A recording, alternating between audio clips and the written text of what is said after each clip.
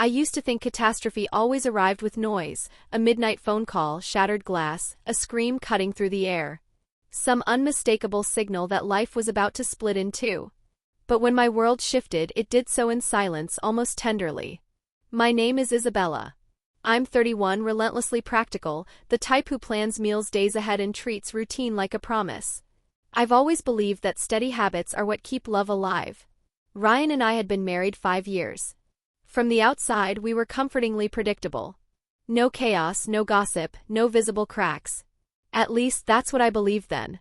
Ryan had a way about him that made people relax instantly, a low, even voice, deliberate movements, never rushed. He worked as a systems analyst for a mid-sized tech company, the sort of job that drained him quietly rather than loudly. He came home tired but composed. His clothes were simple and precise, muted shirts, neutral tones, perfectly pressed. Everything about him felt measured. There was a gentleness there too, not fragility but restraint. His smiles seemed carefully formed, like something rehearsed. His laughter never lingered long, as if he didn't want to draw attention. That was part of why I loved him. Still, certain details sometimes tugged at my thoughts. He spent a little too long studying himself in mirrors. He always declined invitations to pools or beaches, anywhere that required less clothing and more ease. Once I noticed a long chestnut-colored hair in the bathroom sink. Mine is jet black. His hair was short. He blamed the laundry mix-up. I accepted it, because trust often chooses the simplest answer. The turning point came on a rainy Thursday. Ryan called that morning sounding unusually light. Said he'd be late, a major system upgrade might drag into the night. I remember laughing and teasing him about bringing home takeout as an apology. I grinned and said, "Try not to let the machines take over." He laughed, a full open laugh, unfiltered and warm. I remember noticing how rare it was. That was the final ordinary moment. At 6:47 that evening, my phone lit up with a number I didn't recognize. I almost ignored it. I wish I had, not because it would have changed anything, but because ignorance has a mercy to it. Hospitals have a universal tone, overly bright, overly calm, words wrapped in professionalism until they land like blows. A truck ignored a red light. Impact. Rotation. Shattered glass and screaming metal. "He's alive," the doctor said quickly, as if survival alone erased the rest. Then came the pause. "But there are serious complications." 7 hours of surgery. 7 hours of fluorescent lighting and plastic chairs, and my thoughts turning feral. I sat there replaying our life frame by frame, every locked drawer, every unfinished sentence, every time I caught him studying his reflection when he thought no one noticed. When the surgeon returned, relief was not the expression he wore. "This isn't only physical injury," he explained with careful precision. "There are unusual neurological responses. Severe endocrine disruption. We've never documented progression like this." At the time, the words slid past me without meaning. Later, they would echo. Ryan regained consciousness 2 days afterward. His eyes opened slowly, confusion first, then fear, then recognition when he saw me. Tears gathered instantly. "Bella," he breathed. But something was off. Not dramatically, just unmistakably. His features looked refined, softened at the edges. His jaw less angular. His skin carried an odd smoothness under the lights. And his voice slightly higher, lighter, enough to unsettle my heartbeat. I blamed medication. Trauma. Swelling. The staff didn't meet my gaze. Over the following days, the changes didn't stabilize, they advanced. His body seemed to be rewriting itself with impossible speed. His build slimmed. His fingers grew narrower, graceful. Thick dark hair began appearing where it hadn't before, lengthening faster than reason allowed. Specialists rotated through like a procession, hormone experts, brain specialists, genetic researchers. They spoke in theories, never conclusions. Ryan avoided mirrors. But reflections are everywhere, window glass, monitor screens, polished metal. Each accidental glimpse startled him. When a nurse addressed him as "ma'am" by mistake, he recoiled like he'd been burned, not from offense but from recognition. Even the hospital gown draped differently now, no longer on him but on her. The truth surfaced in the quietest hour. Machines humming. Lights dimmed. No audience but wires and shadows. "There's something I never told you," he said, voice shaking, fear tangled with relief. I held his hand, smaller than I remembered. I've always felt miscast, he whispered. Like I was performing a role in the wrong body. I thought it would pass. I thought I could outlive it. His breathing quickened. I didn't ask for this, but some part of me knows it. And that's what scares me most. Understanding arrived all at once. The accident hadn't invented anything. It had uncovered it. The person I married was fading from the outside inward and emerging in another form, striking, fragile, unfamiliar. I didn't know whether I was witnessing a loss or an introduction. Taking Ryan home felt like guiding a newcomer into a staged version of our past. The door latched behind us with a hollow click. We stood still. The house held its usual scents: detergent, brewed coffee, the ghost of vanilla from a candle I never remembered to extinguish. Everything looked unchanged. Nothing was the same. Ryan paused just inside the doorway, posture tight, gaze sweeping the room like she expected judgment to rise from the furniture itself. "It's too loud in here," she murmured. I glanced around. The house was perfectly still. "It's quiet." "That's what I mean." She pulled the oversized hoodie closer, but it no longer disguised the changes. Her silhouette curved differently now, a narrowing waist, a small but unmistakable fullness at her chest. Every shift of her body seemed to make her hyper-aware of her own shape. I wanted to comfort her. I didn't know what comfort even looked like anymore. "Come sit," I said, motioning to the couch. She lowered herself to the very edge instead of leaning back, knees drawn together without thinking. The instinct in that posture struck me harder than any doctor's explanation ever could. He had never moved like that. Not once. I retreated to the kitchen and pretended to organize already perfect counters. In the dark reflection of the TV screen, I watched her, brittle, guarded, like someone written into the wrong chapter of the wrong book. "I feel dishonest," she said suddenly. I turned. "Why?" "Just by being here. People look at me and expect clarity, labels, certainty, confidence. I don't have any of it." I sat beside her, close enough to feel the heat of her skin, warmer than before, another unfamiliar detail added to the list. "You don't owe anyone a definition," I told her. She smiled faintly. "You sound braver than I feel." Sleep never really came that night. She twisted in the sheets we'd shared for years, yet now they seemed to irritate her, like a texture her nerves no longer recognized. Near dawn, I felt her shaking. "Ryan?" I whispered. "My senses are turned all the way up," she said. "Cloth, air, sound, even my heartbeat feels too loud inside me." She pushed upright, clutching the blanket. "What if there's no going back?" The question settled between us, heavy, inevitable. The specialists had used words like uncertain and irreversible. I took her hand. Slimmer now, nails grown longer. When our fingers laced together, the familiarity and the strangeness collided. "I'm scared," she said. "I am too," I answered. Morning arrived without mercy. Sunlight filled the room and revealed what shadows had softened. She looked toward the wardrobe mirror and locked in place. She studied her reflection as if waiting for it to argue. "That's me?" she asked. The mirror showed a young woman, gentle features, softened lines, loose hair framing her face, striking in a way that felt almost cruel given the circumstances. "Yes," I said quietly. Her legs gave out. I caught her as she folded into me, crying hard against my shoulder. "I don't hate this," she gasped. "That's the part that terrifies me. I don't hate it." That truth unsettled me more than the transformation itself.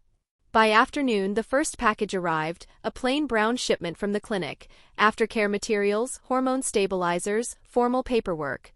I set it on the table and left it unopened, like something that might change shape if disturbed. Ryan lingered near the table, watching the unopened package like it carried a fuse. "I don't want to open it," she said under her breath. "Why not?" "Because the moment it's open, this stops being temporary." I didn't argue. I slit the tape. Inside were folders, dosage charts, consent forms, and neatly folded garments. Soft fabrics. Neutral tones. Unmistakably women's clothes prepared in advance, as if no other outcome had been possible. Her inhale caught. "They decided for me." "They predicted," I said gently. She reached in with careful fingers, brushing cotton, lace, lightweight knits. Her touch slowed. A flush rose in her cheeks. "I shouldn't like this," she whispered. "But you might." Her eyes snapped to mine, bright with fear. "What if liking it costs me everything?" I had no safe reply. The doorbell shattered the moment. Ryan jolted backward. I can't let anyone see me," she said, panic already climbing. I checked the peephole. Just the neighbor. You don't have to answer, I told her, but she was already retreating, clutching the hoodie closed like armor. It struck me then, this wasn't only about how others would react. It was about whether she could permit herself to be seen at all. I stood there caught between two griefs, the partner I remembered and the person emerging, unsure whether this change was ending our marriage or finally telling its truth. Her first attempt to step outside nearly shattered her resolve. She waited in the bedroom doorway with the keys squeezed tight, staring toward the front entrance like it was a border crossing. Hoodie zipped to the throat. Sleeves covering her hands. She'd picked plain sneakers over the boots she once loved, camouflaged by simplicity. I'm here, I said softly. She nodded, but her breaths were already thin. Outside, the world seemed amplified for her, engines too loud, voices too near. She kept her gaze lowered, hair shielding her face. Halfway down the driveway she froze. They're watching. They're not, I began, then faltered. A woman across the street was indeed looking over, not hostile, just puzzled. That was enough. Ryan saw it. Her posture folded inward. I can't. We can go back. She swallowed hard and shook her head. If I retreat now, I'll disappear. So we kept walking, and that was the day she learned how different the same sidewalk can feel when the world reads you another way.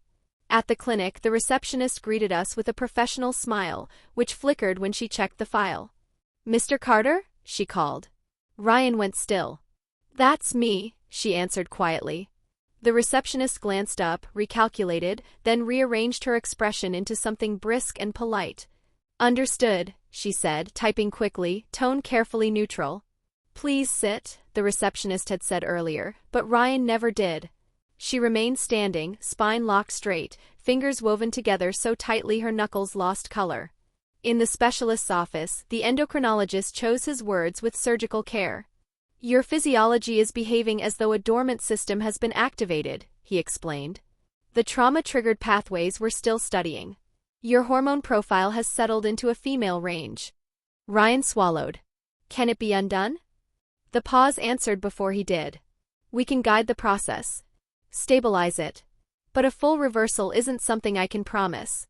On the drive back, she watched the passing buildings instead of me. I should be falling apart, she said softly. Instead I feel steady. And ashamed that I feel steady. That night she reopened the clinic package. One by one she arranged the garments across the bed, soft shirts, understated colors, a modest dress, selections made by someone who understood vulnerability. I'm not required to wear any of this, she said quickly, like she was entering a defense statement. I know. Still, she lifted the dress. She changed behind the locked bathroom door. I listened to the small sounds, fabric sliding, a zipper inching upward, a breath held too long.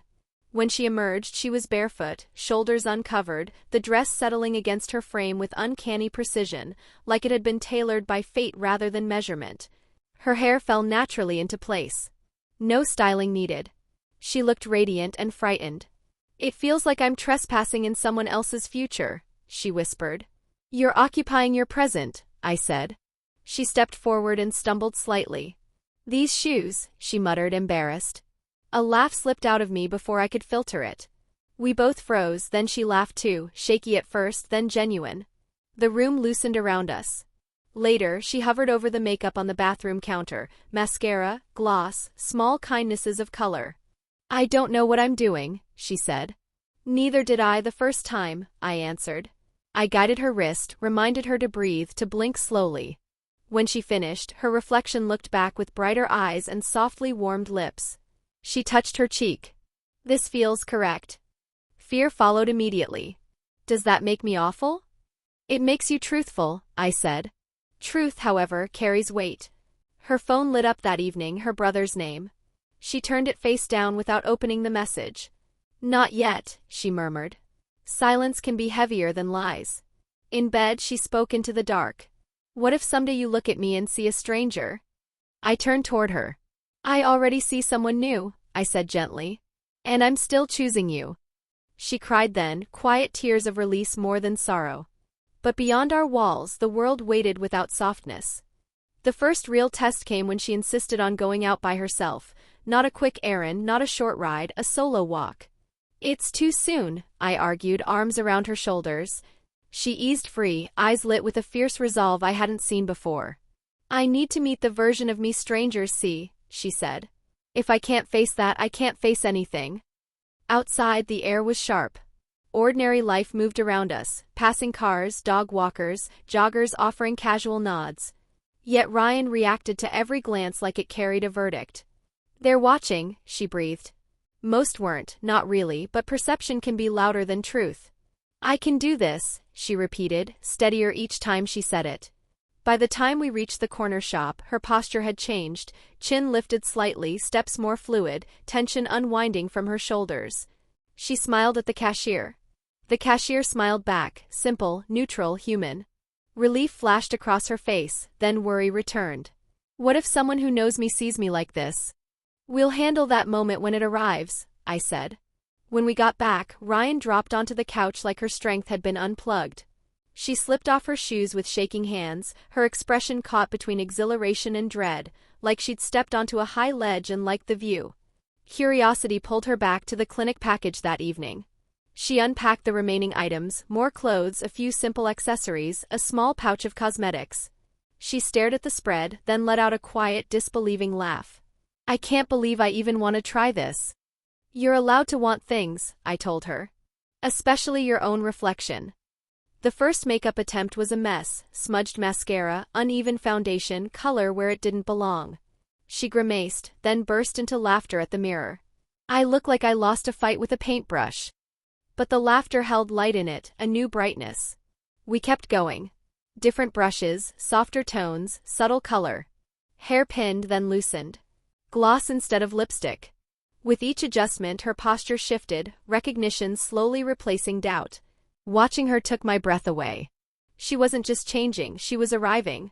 And to my surprise, I felt my heart rearranging itself around the woman she was becoming.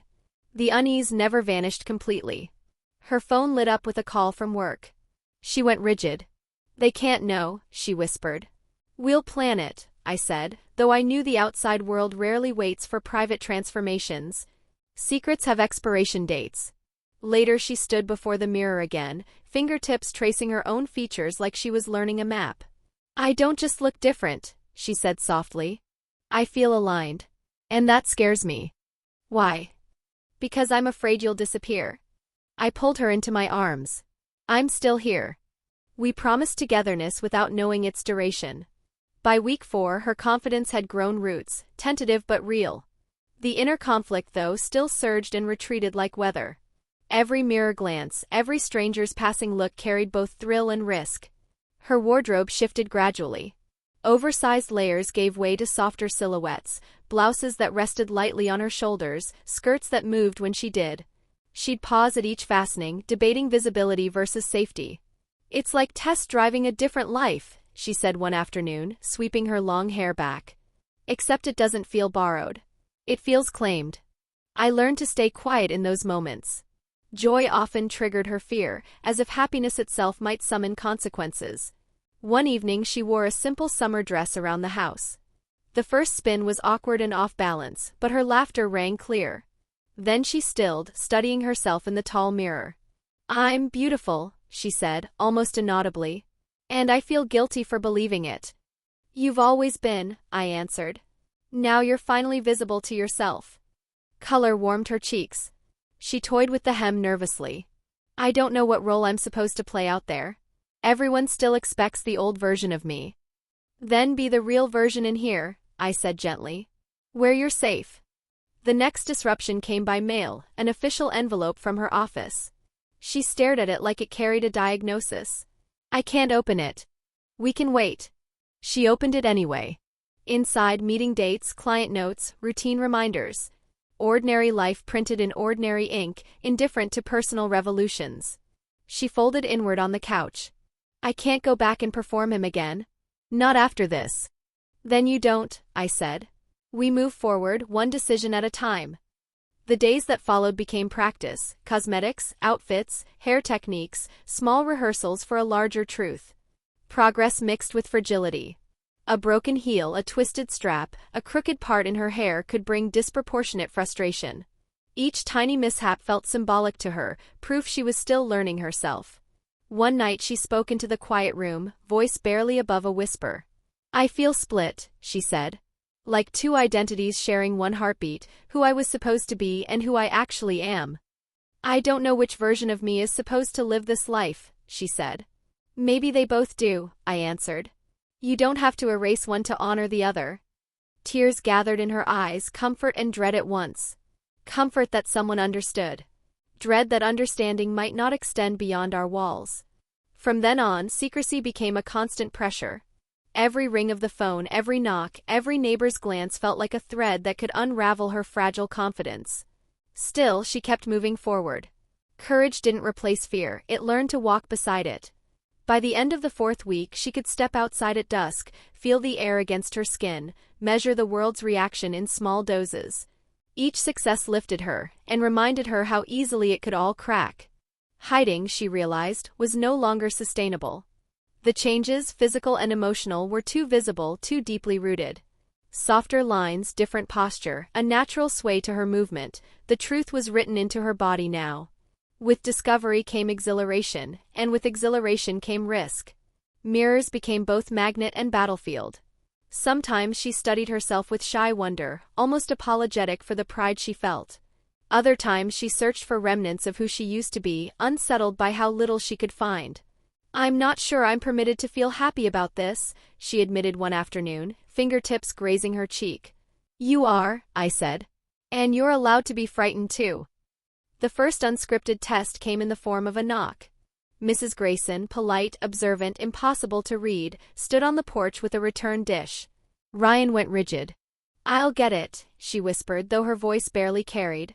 I stood close behind her as she opened the door. The older woman smiled pleasantly. "Just bringing this back and you're looking well, dear." It was harmless. Kind, even. But Ryan heard scrutiny hidden inside it. After the door closed, she sagged into the couch, shaking. "I can't face people like this." "You just did," I reminded her softly. In the days that followed, she leaned further into presentation. Makeup became routine, not vanity but preparation. She learned subtle shading, soft highlights, the quiet authority of a well-chosen outfit. Clothing shifted from camouflage to expression. Each success felt empowering and exposed. Her first attempts at heels turned the living room into a training ground. She wobbled, laughed, grabbed my hand for balance. "I look absurd." "You look strong," I corrected. The laugh that followed was bright and brief. Reality always returned. Work still expected Ryan. Friends still pictured someone else. Even the mirror held echoes of before alongside who stood there now. "What if I get comfortable?" she asked one night, "and that's the moment everything falls apart." "Growth isn't collapse," I said. "It's learning in public." Mistakes still rattled her, a crooked seam, uneven blush, a misaligned wig, but recovery came faster each time. Confidence began to show in her walk, her eye contact, her stillness. She could meet her own reflection now without flinching. We both knew the outside world would eventually demand answers. Courage had grown, but so had the stakes. The next test arrived on an ordinary morning loaded with invisible tension. She'd been awake early, dressing with ceremonial care, a lavender blouse, a modest skirt, light makeup, hair brushed smooth over her shoulders. Each choice felt like a declaration and a risk.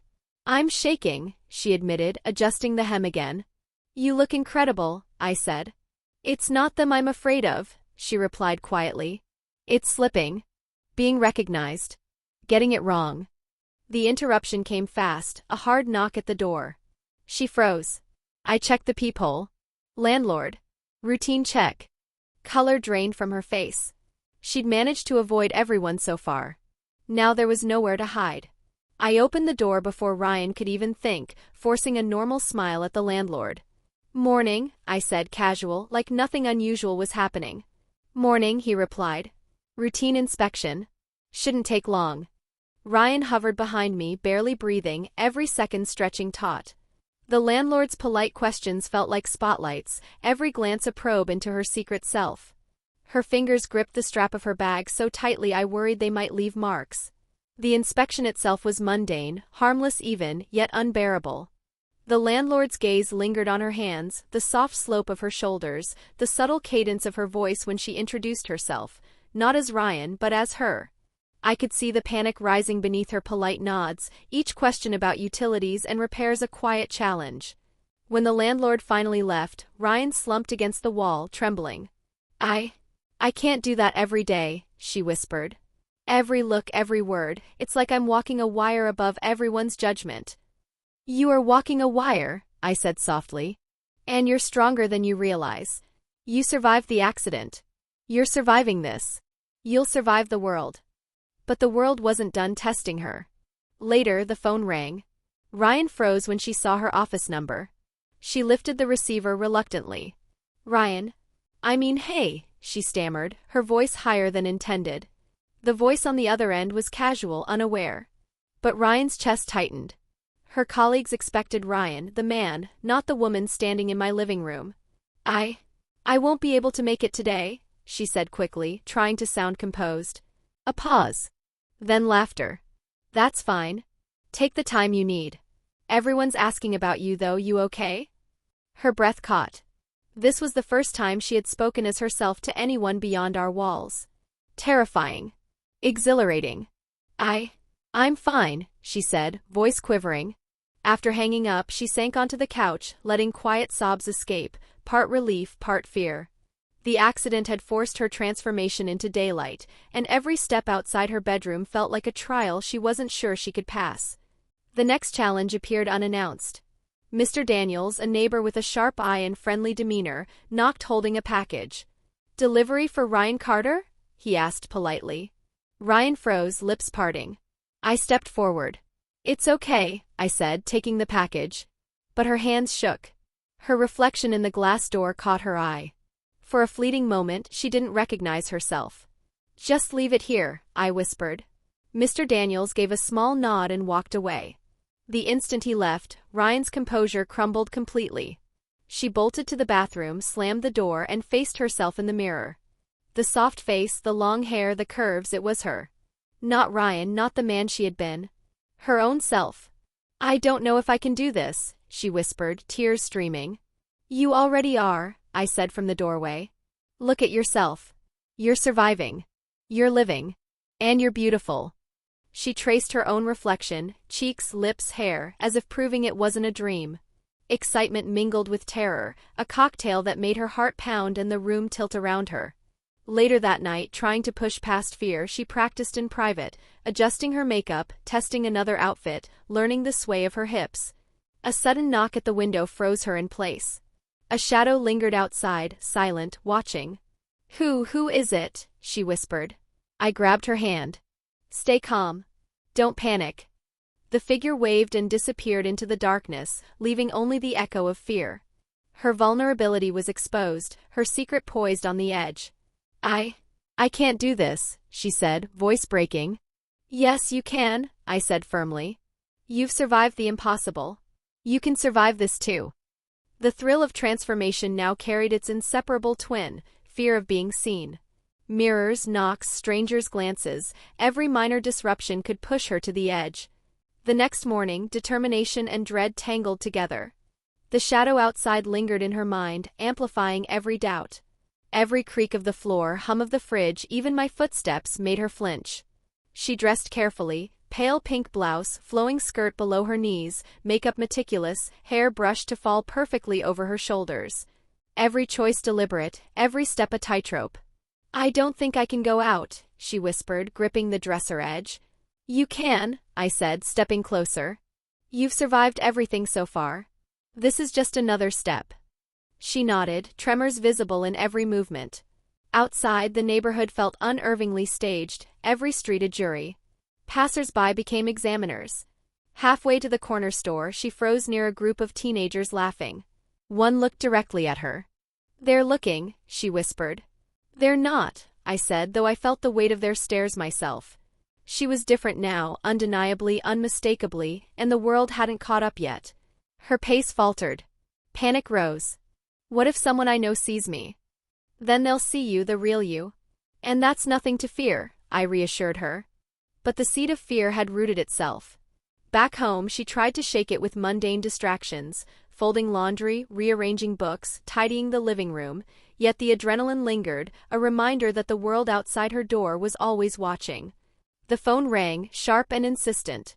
Ryan's eyes widened when she saw the office number flash. I can't, she whispered, voice trembling. You can, I said firmly. You just have to answer. After a long pause, she lifted the receiver. The voice on the other end was casual, completely unaware of everything she had been through. Hey Ryan, we need you in the office today, the caller said. Her chest tightened. She couldn't go in as Ryan the man, she could only speak as herself now. I won't be coming in, she said, voice cracking slightly. There was a brief silence. Everything okay? Yes. I just need some time, she replied, careful with each word. When she hung up, she collapsed on the couch, overwhelmed. I can't keep hiding, she whispered, tears streaming. Every day, every interaction, it's like the world is waiting for me to slip. I wrapped an arm around her shoulders. You're not hiding, I said softly. You're living. You're discovering yourself. And yes, it's terrifying, but you're not alone. Hours later, another test arrived. A delivery man rang the bell, holding a package addressed to Ryan Carter. Panic flared in her eyes. I can't, she whispered. I stepped forward and took the package. The man nodded politely and left. Ryan's hands shook as she traced the label.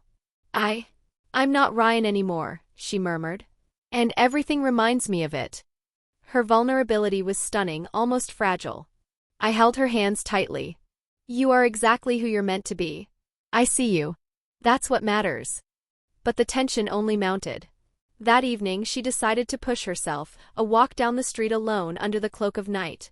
Every step was deliberate, every breath cautious. The shadows should have offered comfort, but a car slowed beside her. The window rolled down, revealing a man staring. Ryan froze, adrenaline spiking, heart hammering. Hey, you okay? He called casually. She nodded, unable to speak. Her legs shook, but she forced herself to keep moving. By the time she returned home, tears streaked her face. The thrill of surviving the outside world mingled with terror. I don't know if I can do this every day, she whispered, burying her face in her hands. You can, I said firmly. And I'll be here every step of the way. Even I knew the next trial would be harsher. Someone would inevitably see her fully as the woman she had become. The following morning arrived thick with dread.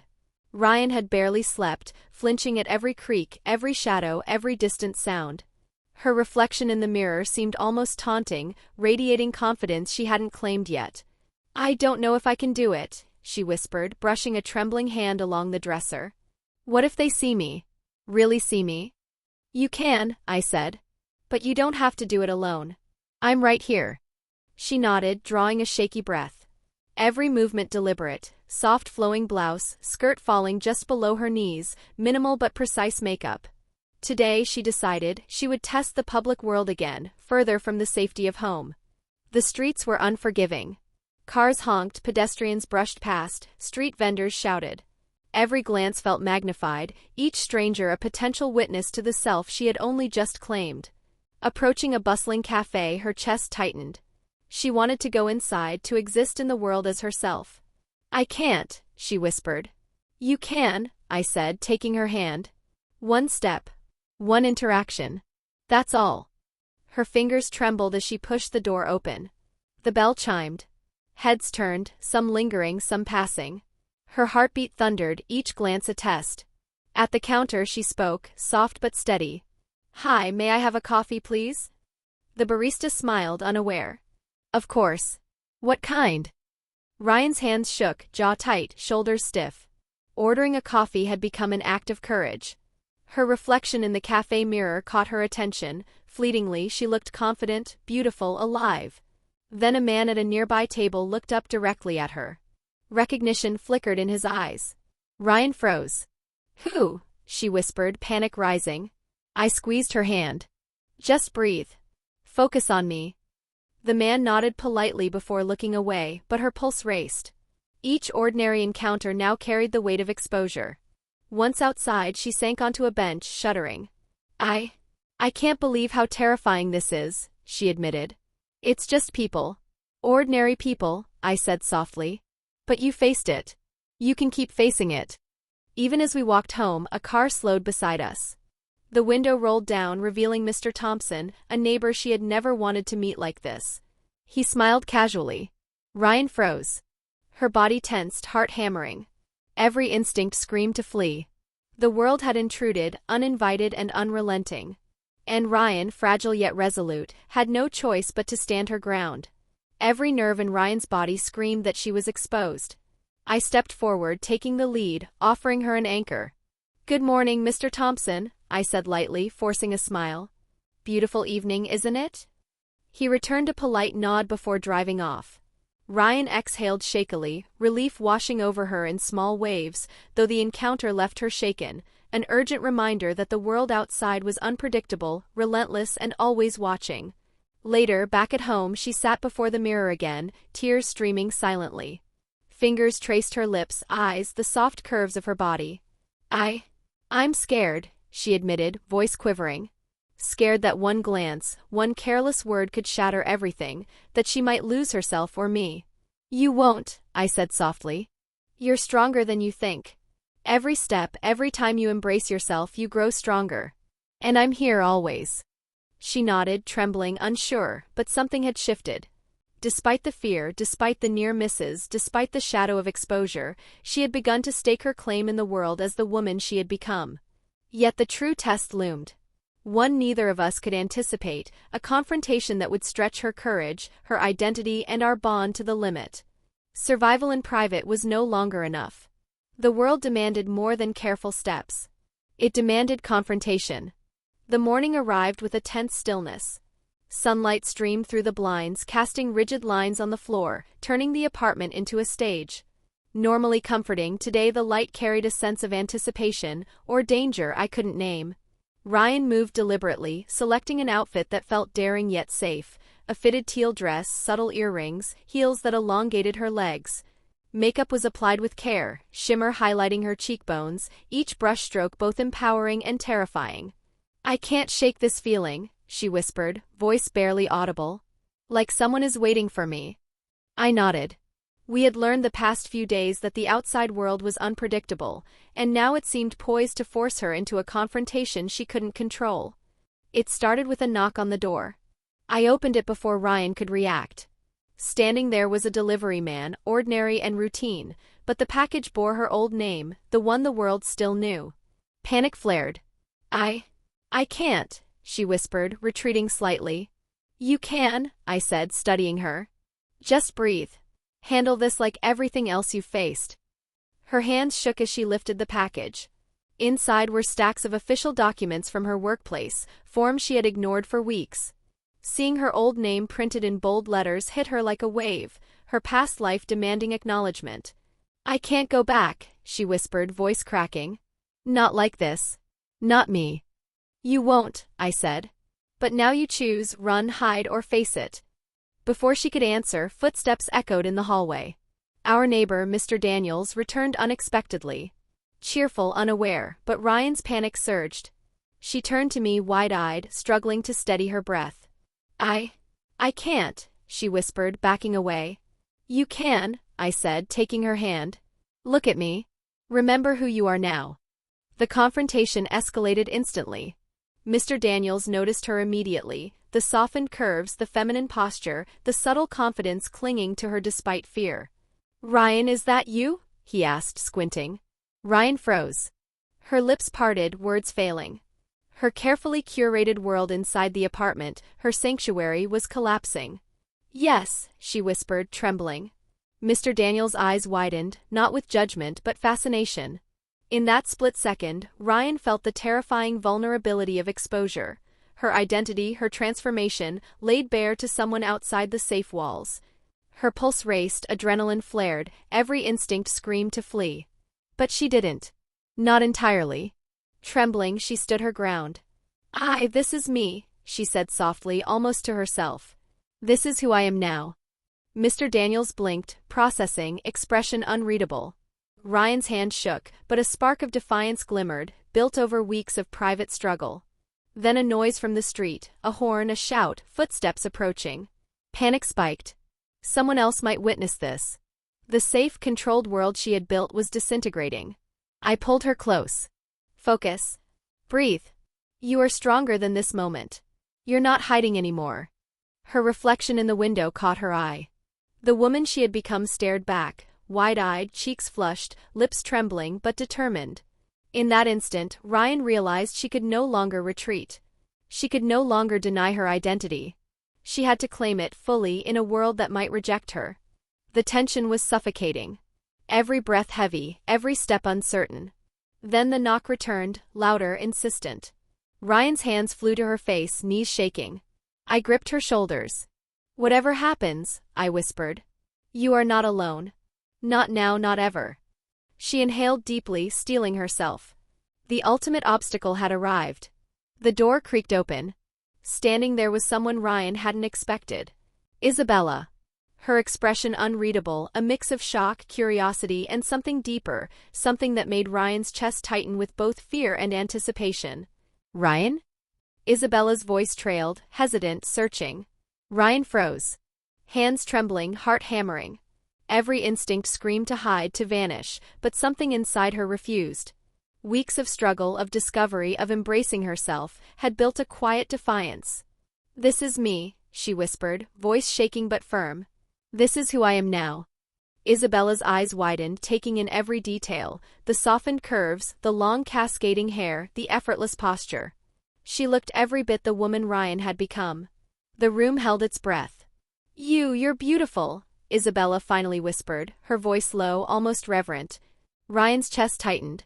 Those simple words carried weight heavier than anything she had felt, validation, recognition, fear, love, all tangled into one electric moment. But the fragile calm shattered almost instantly. Footsteps echoed from the hallway, the landlord, Mr. Daniels, and the delivery man, all arriving at once. The apartment felt impossibly small, the stakes impossibly high. Every eye fell on her, every secret balanced on a knife's edge. Ryan froze, panic surging. Her reflection in the window caught her attention, 2 images mirrored side by side, the woman she had become and the man she had once been. The contrast was stark, terrifying, exhilarating. Ryan or her, Isabella murmured, stepping closer. I don't know what to call you, but I see you. Chaos followed. The delivery man cleared his throat. The landlord shifted awkwardly. Mr. Daniels glanced around, uncertain. Every vulnerability she had cultivated in private now lay exposed. Ryan's knees wobbled. Her hands trembled. I don't know. I can't. I stepped beside her, steadying her with a firm hand. Breathe. You are exactly who you're meant to be. Don't let their presence steal that from you. Slowly, deliberately, she drew in a deep breath. Fingers intertwined with mine, she straightened her spine, lifted her chin, and let the woman she had become emerge fully. I am me, she said, voice gaining strength. Not Ryan. Not hiding. Not pretending. I am her.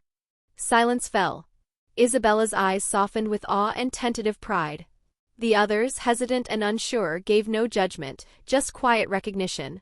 Then a sudden sharp sound, a box tipped over, scattering papers across the floor. Ryan's heel caught on the rug. She stumbled, heart racing, adrenaline surging. The world tilted, threatening to collapse around her. But she caught herself, regaining balance with poise. A small smile curved her lips. Chaos didn't define her, she did. Isabella stepped forward, her hand warm on Ryan's shoulder. You've been through so much and yet you're still standing. Still beautiful.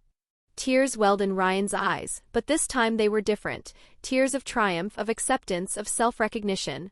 She had survived the accident, the private struggles, the public exposure, and emerged not just intact, but fully herself. The tension in the room eased, replaced by a quiet, fragile triumph. Ryan looked at each face, acknowledging them, but claiming her space, her identity. She had been forced into a new life, pushed to the edge, and she had not faltered. I don't know what comes next, she admitted softly. But I do know this, I'm not hiding anymore. Not from anyone. Not even myself. Isabella brushed a loose strand of hair from her face, smiling gently. Then we face it together. For a moment, the room hung in a rare, suspended calm, fragile, fleeting, yet profound. Outside, however, the world remained. Judgments, surprises, and challenges waited, relentless and unyielding. Ryan sat by the window as night fell, gazing at the city lights. Her reflection merged with the world beyond the glass. No longer hidden, no longer separate, she had claimed her identity fully. The future remained uncertain, but one truth was undeniable: she was alive, transformed, and unafraid to live as the woman she had become. Even as the city breathed around her, uncertainty hummed beneath every thought. The outside world was still watching, waiting to test her. "Do you think they'll accept me?" she whispered, voice trembling. "I don't know," Isabella replied softly. "Some will, some won't, but what matters is that you accept yourself. That's the one thing no one can take from you." Ryan's fingers traced the windowsill, eyes locking on her own reflection. The ghost of Ryan, the man she had been, lingered faintly in the corners of her mind, a duality she would always carry. A sudden noise shattered the fragile quiet, a deliberate, sharp knock at the door. Ryan froze, pulse spiking. Her eyes darted between the window and the entrance. I can't," she whispered, backing away. "You can," Isabella said firmly, gripping her hand. "Whatever happens, we face it together." With a shaky breath, Ryan approached the door, fingers brushing the handle.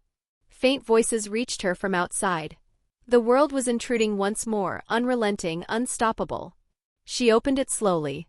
Standing there were the landlord, Mr. Daniels, and a sharp-eyed woman she didn't recognize, professional, holding a camera. "Good evening," the woman said, voice calm but firm. "We're from a local news station. There's a report and we'd like to ask a few questions." Ryan's chest tightened. Panic surged. Exposure was no longer possible, it was inevitable. Her reflection in the glass door mirrored her terror, her hesitation, and the undeniable truth: the world had come to her doorstep. I, she stammered, searching for words, for an escape, for anything. Isabella stepped forward, hand protective on her shoulder. "She's not ready. Not tonight. Please respect that." The woman nodded slowly, but the tension lingered, palpable. Every secret, every hard-earned victory, was at risk of being exposed, scrutinized, judged. Ryan's knees trembled. Hands gripped the doorframe. I need time," she whispered. The woman nodded again. "We'll wait. But everyone is watching." And just like that, the fragile calm shattered entirely. The outside world wasn't just curious, it was poised, hungry for the story she hadn't even begun to tell. Ryan sank against the wall, tears streaming silently. Relief, fear, exhilaration, and dread collided within her. She had survived everything so far: the accident, the private struggles, the confrontations, but the next chapter demanded her presence. I don't know if I can do this," she whispered, voice breaking. "It's too much. Too fast. Too visible." "You can," Isabella said, brushing a strand of hair from her face. "You've faced worse. You survived everything before. You'll survive this too. And you don't have to face it alone." Ryan looked into the mirror one last time that night. Her reflection was no longer just a person, it was a story, a journey, a battle won, and a struggle still ongoing. Her hands traced her face, lips, hair. In that reflection she saw courage, beauty, identity. Beyond the window the city waited. The streetlights flickered. The world breathed. And somewhere out there the next challenge waited. Ryan drew a slow, steadying breath. She had survived the impossible, embraced herself fully, and she would rise again, whatever the world demanded.